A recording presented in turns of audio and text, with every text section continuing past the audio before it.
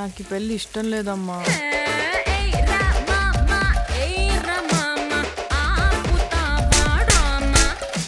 ఆయనలాగే బాగా సున్నితమమ్మా.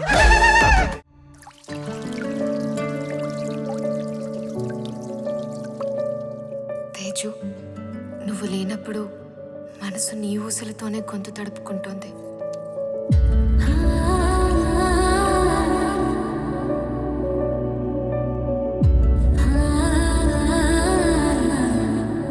నా పెదవులే కాదు, శరీరంలోని ప్రతి అణువు గొంతెత్తి నిన్నే పిలుస్తున్నట్టుగా ఉంది.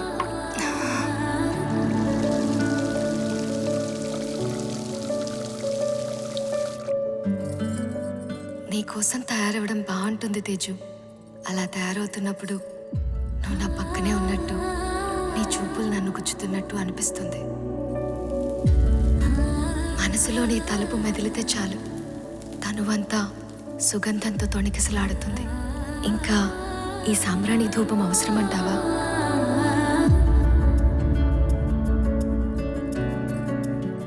నువ్వు దూరంగా ఉన్నప్పుడే తెలుస్తోంది నీకు దగ్గరగా ఉండటం ఎంత గొప్ప అనుభవమో.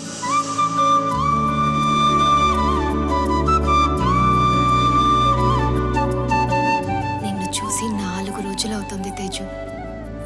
కళ్ళు తెరవగానే సోకే మొదటి ఆలోచన నువ్వు. మార్నింగ్ కాఫీ వేడి ఆవిరి గుడ్ మార్నింగ్ చెప్తోంది.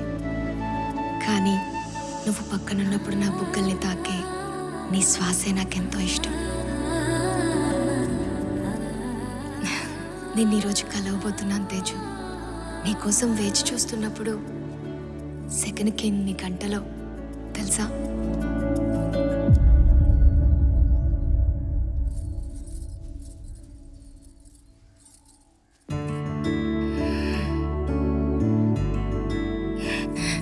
తేజు,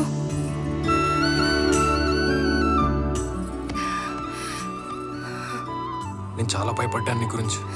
నేను కూడా. నువ్వు నాకు చాలా సాయం చేసావు తేజు.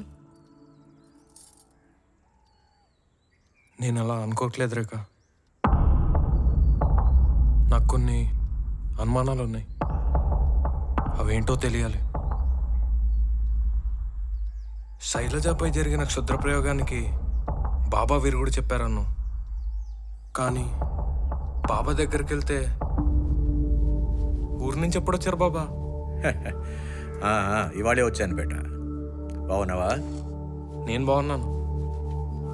చాలా థ్యాంక్స్ బాబా. దేనికిరా? దేనికంటారేంటి, శైలజ మీ వల్లేగా బతికింది. చేతబడికి విరుగుడు చెప్పారు కదా. నేనా? శైలజకి ఎవరో చేతబడి చేస్తే నేను విరుగుడు చెప్పానా? అలాంటిదేం లేదే. అయినా ఈ విషయం నీకెవరు చెప్పారు? రేఖ చెప్పింది. రేపు శైలజ కుటుంబం మిమ్మల్ని సత్కరించడానికి కూడా వస్తున్నారు. రేఖ చెప్పిందంటే నిజమే అయి ఉంటుంది. ఇంకొకటి, ఎప్పుడైతే నాకు బాబా చావు గురించి తెలిసిందో వెంటనే నేను విగతిని నిలదీశాను.